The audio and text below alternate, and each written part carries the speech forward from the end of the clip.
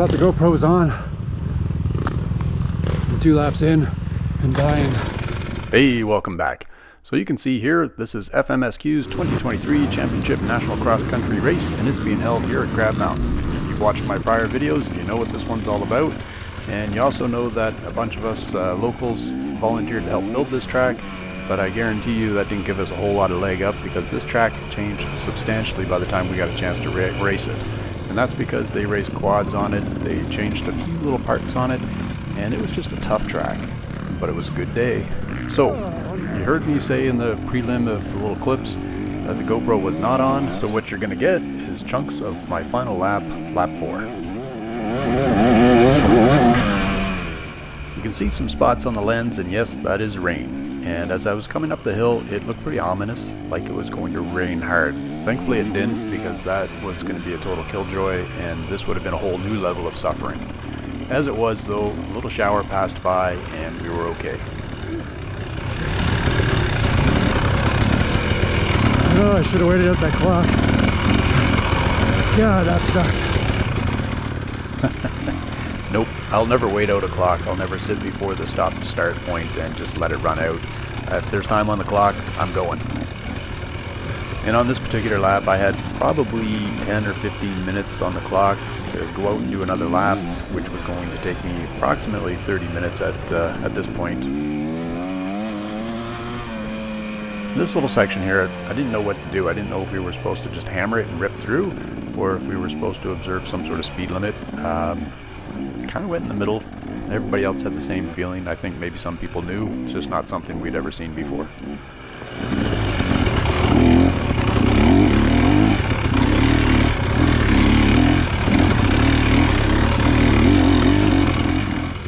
Right about here, I'm going to try this left line.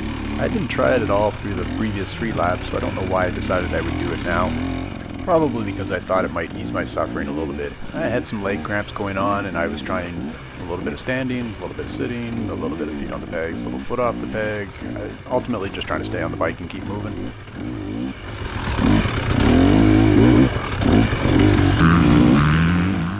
Yes, I got passed by the pros many times. We did have a debate afterwards as to which was the better bike, a 4-stroke or a 2-stroke. Certainly the 4-strokes had advantages in some areas and the 2-strokes had advantages in the others. And then there was disadvantages. Where I was a bit disadvantaged was mostly between the start and the finish.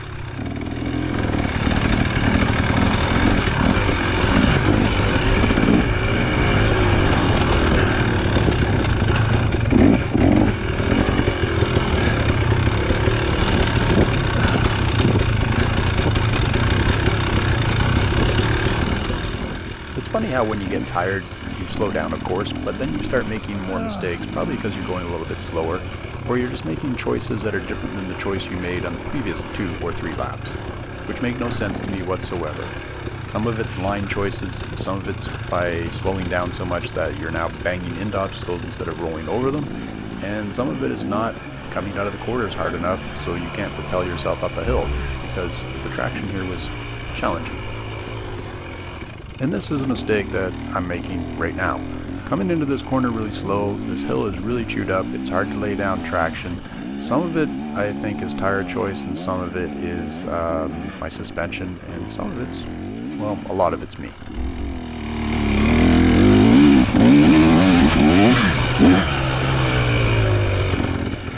Alright, trying to get a grip of this bike and race up this hill, because if you look at the top, those 3 people, one of them's my wife, and I'd like to show off for her.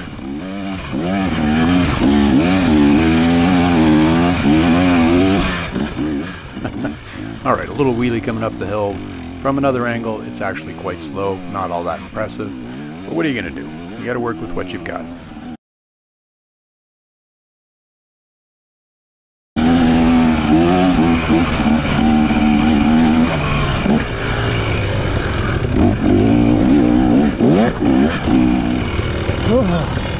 Oh, last lap, Scotty, last lap, I'm dying. Yep, I was dying, fighting off some leg cramps and fighting off slow, which both were a losing battle. But I think what Scotty said to me there, and it was good advice, was to stand up. Only I was having a hard time staying standing, and I had a hard time sitting because I was having a hip flexor, muscle cramp, and a quad cramp. Ah well, what are you going to do? There's nothing about this next section that's going to be all that helpful for either one of those conditions because it's all downhill.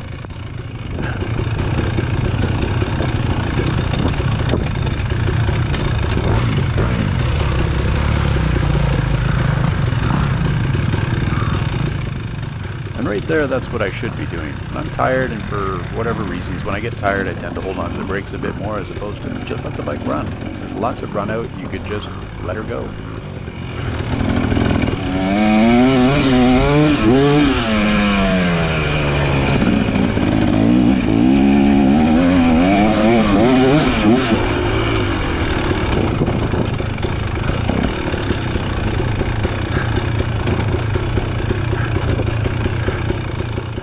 And here's another spot where I need to learn that lesson to just let go of the brakes. This here, when we first opened it up, was single track, and it had some fairly large boulders on it, and you couldn't let the bike roll down freely, you'd probably eat shit. But Jordan came up and he back dragged this with the tractor, and the quads moved all the rocks off, so you could just let her go. It was pretty steep, it was a little bit intimidating, and kind of rough at the bottom, but you could just let it go.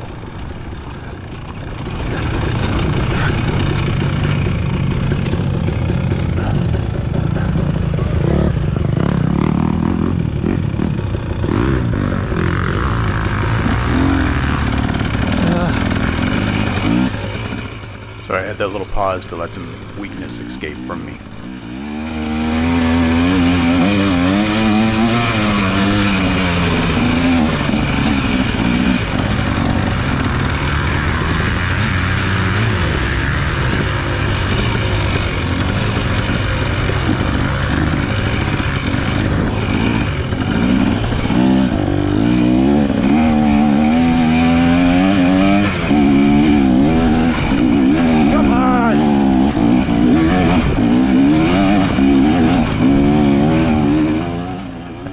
I get angry just watching this. I think what was happening was the suspension was packing a little bit. It was set a little soft on the back end so the bike would sink in instead of pushing down against the hill under acceleration. And it was just frustrating. That coming out of the corner a bit slow on top of that, and you're trying to build power going up the hill, and the two-stroke is kind of peaky in its power, so it breaks traction. I don't know. This is where the four-strokes went blasting by. Yeah, fucking climb hills.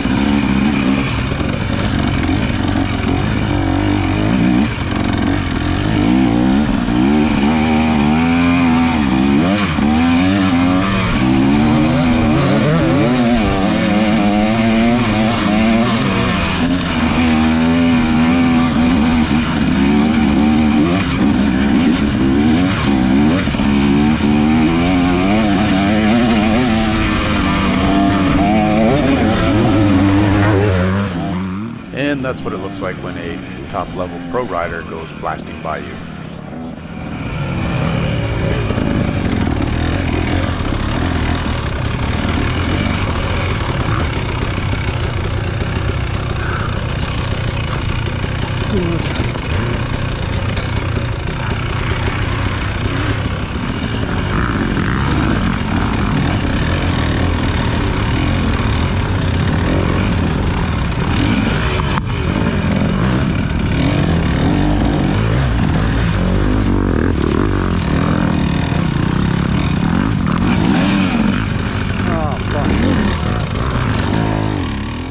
Picking bad lines and making myself work harder.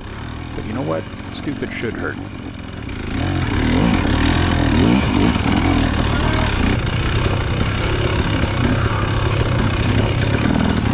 Oh, thank you!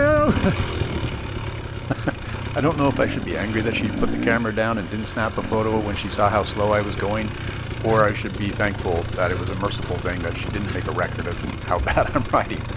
Unfortunately, I did make a record. And I was getting a little discouraged as these bikes were going by me, but I did take note of the number plates in some instances, and these are all the top pro riders. So these are the Tyler McDalias and a few others out of Quebec and Ontario.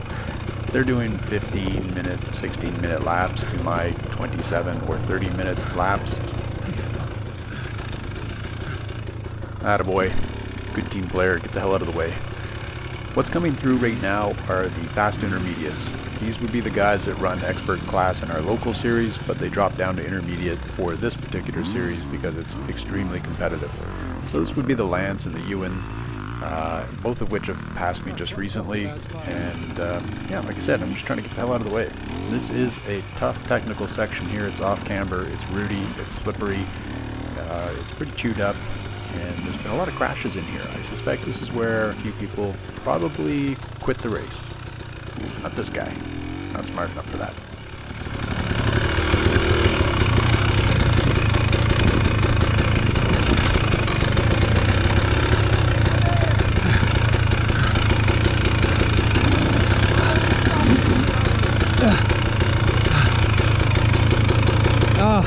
The down bike. Sorry, buddy, if you can get around. You think we're on last lap or no?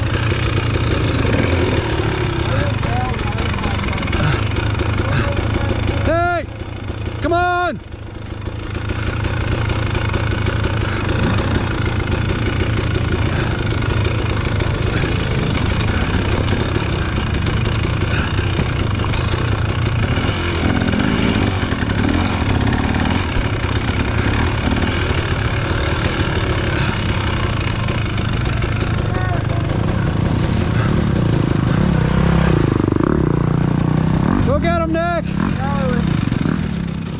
Yes, indeed.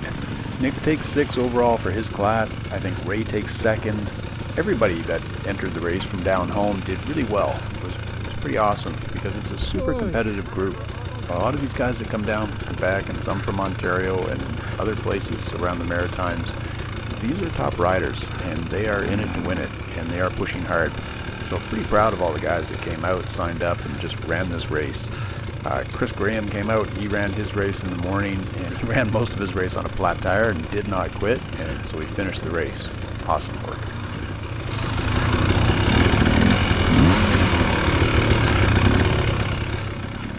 Okay, this next section coming up is probably everybody's favorite. Lance calls it the side hill slasher, and it is all of that. I don't think it was anybody's favorite. It was a tough little spot. Doesn't look it on the camera, but it's all off camber, it's all slippery, and it's just trying to put you down over the bank.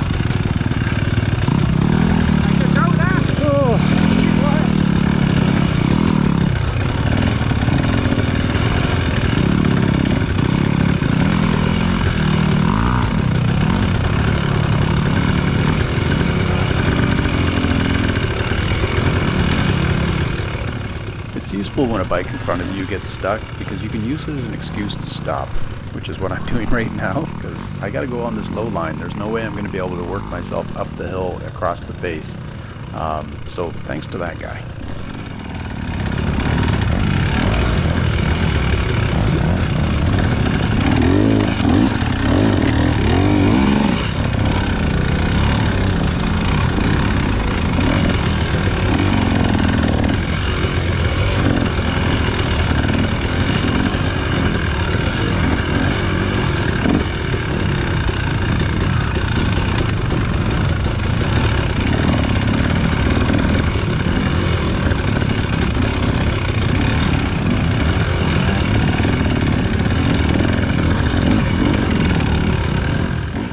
And sometimes you got to get creative with your lines. And there's going to be a rider coming up on my left that picked a lower line. I don't know if it was better. It's outside the tape, but not very much, so it's forgivable trying to get around the mess of other bikes that were in front of them. The next little part, though, this is where I lose a bunch of time, but it was for the right reasons. Somebody had an accident here and they needed a helping hand. And I think this guy, after he assured me he was okay, ended up walking off the hill.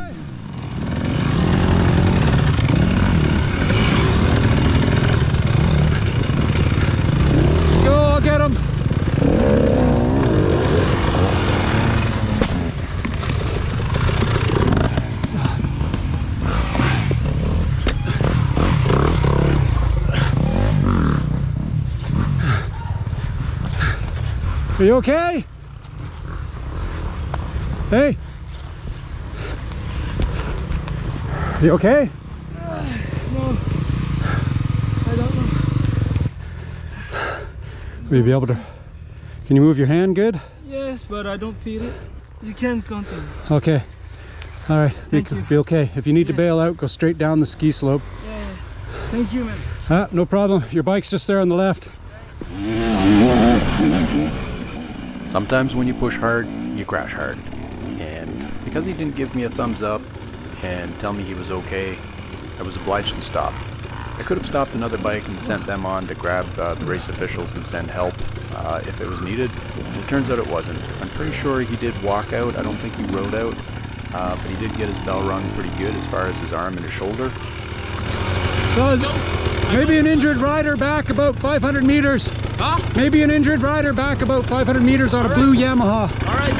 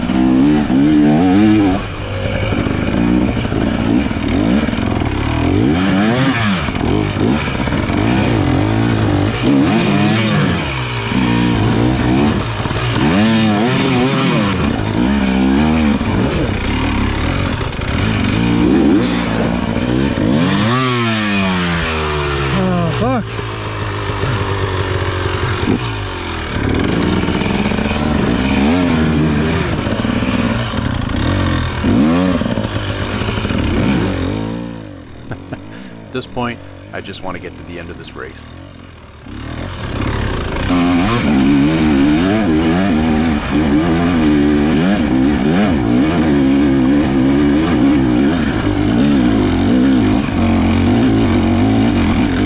Come on!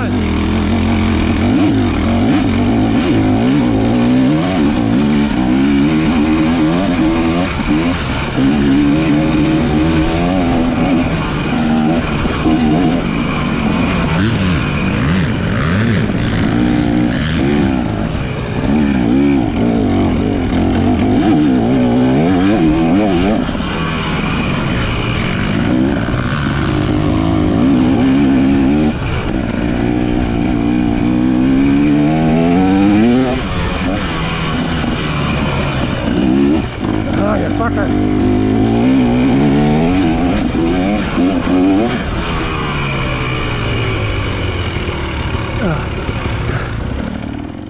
And with that little push, I finished my 4th lap and my race, finishing 11th out of 18 in the plus 40 category for the afternoon run. Not too shabby, could have done better, but you know what? It was a heck of a lot of fun.